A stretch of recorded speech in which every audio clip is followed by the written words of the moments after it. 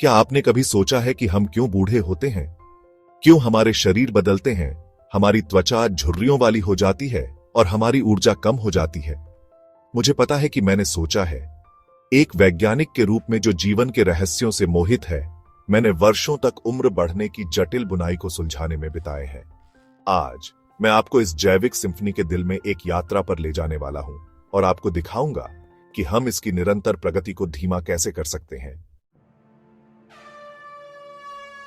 कल्पना कीजिए कि हमारे शरीर एक भव्य ऑर्केस्ट्रा की तरह है, जिसमें प्रत्येक कोशिकीय प्रक्रिया जीवन की सिम्फनी में अपनी अनूठी भूमिका निभा रही है। जैसे जैसे हम बूढ़े होते हैं, कुछ उपकरण बेसुरे हो जाते हैं, कुछ बहुत जोर से बजते हैं और कुछ पूरी तरह से बंद हो जाते हैं। यह असंगति वही है जिसे हम उम्र बढ़ने के रूप में अनुभव करते हैं।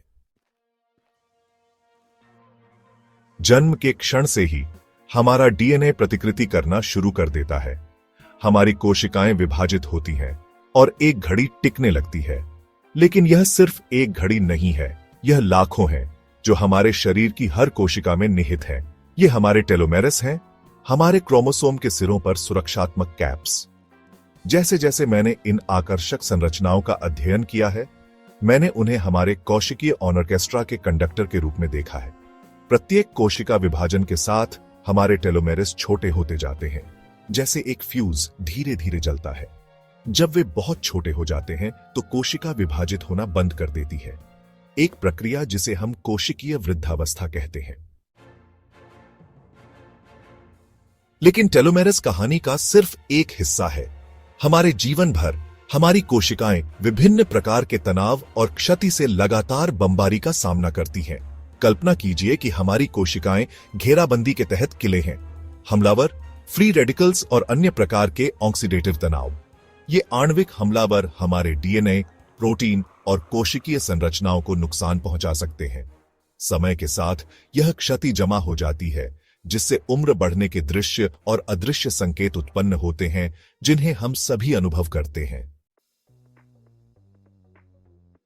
जैसे जैसे हमारी कोशिकाएं क्षति जमा करती हैं और उनके टेलोमेरस छोटे होते जाते हैं, कई एक वृद्धावस्था की स्थिति में प्रवेश करते हैं। इन्हें हमारे कोशिकीय कारखाने में सेवानिवृत्त श्रमिकों के रूप में सोचें। वे अब विभाजित नहीं होते, लेकिन वे मरते भी नहीं हैं। इसके बजाय वे चारों ओर लटके रहते हैं, सूजनकारी अणुओं का स्राव करते हैं जो पड़ोसी कोशिकाओं को प्रभावित कर सकते हैं। यह हर ऊतक में बूढ़े चिड़चिड़े पुरुषों के एक समूह की तरह है, जो लगातार शिकायत करते रहते हैं और अपने आसपास के सभी को दुखी करते हैं।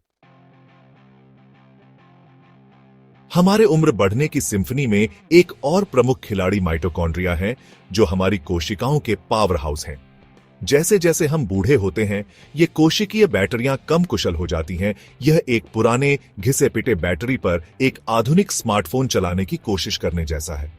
परिणाम: कम ऊर्जा, अधिक कोशिकीय कचरा और उम्र से संबंधित बीमारियों का उच्च जोखिम। लेकिन शायद उम्र बढ़ने के सबसे आकर्षक पहलुओं में से एक, जिसे मैंने अध्ययन किया है, वह है एपिजेनेटिक्स। यदि हमारा डीएनए जीवन की शीट संगीत है, तो एपिजेनेटिक्स वह है कि वह संगीत कैसे बजाया जाता है। जैसे जैसे हम बूढ़े होते हैं, हमारे एपिजेनेटिक निशान बदलते हैं, जिससे हमारे जीन कैसे व्यक्त होते हैं, यह बदल जाता है।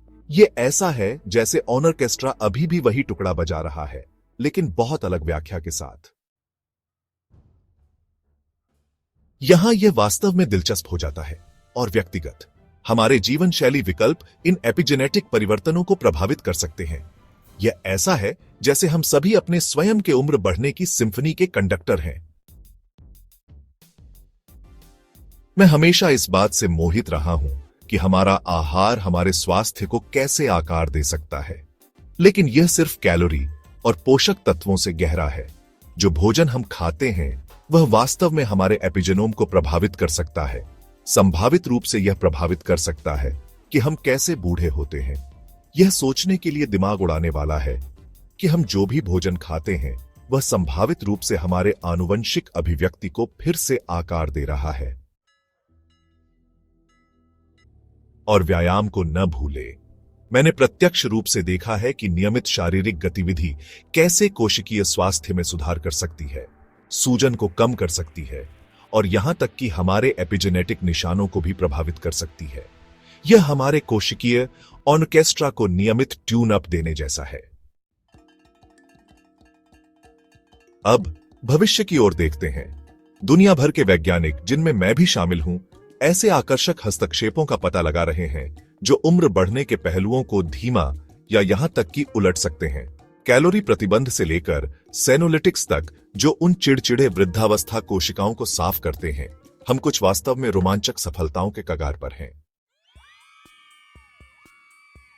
लेकिन यहां बात है, हम सभी अद्वितीय हैं। हमारा आनुवंशिक मेकअप, हमारी जीवन शैली, हमारा पर्यावरण, ये सभी हमारे उम्र बढ़ने में भूमिका निभाते हैं।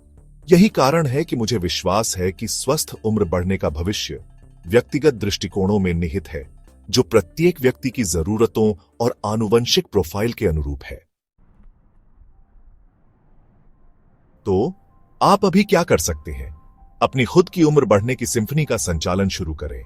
अपने आहार के बारे में सूचित विकल्प बनाएं, शारीरिक रूप से सक्रिय रहें, तनाव का प्रबंधन करें और नवीनतम वैज्ञानिक खोजों के बारे में जिज्ञासु रहें।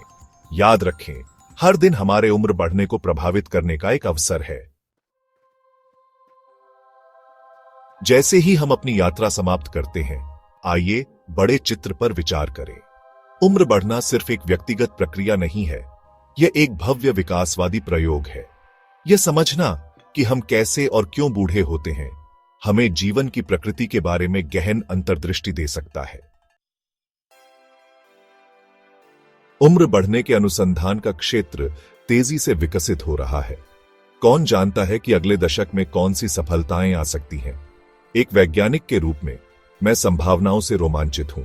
हम अमरता प्राप्त नहीं कर सकते हैं, लेकिन हम अपने स्वास्थ्य अवधि, अच्छे स्वास्थ्य में बिताए गए जीवन की अवधि को नाटकीय रूप से बढ़ाने के कगार पर हो सकते हैं।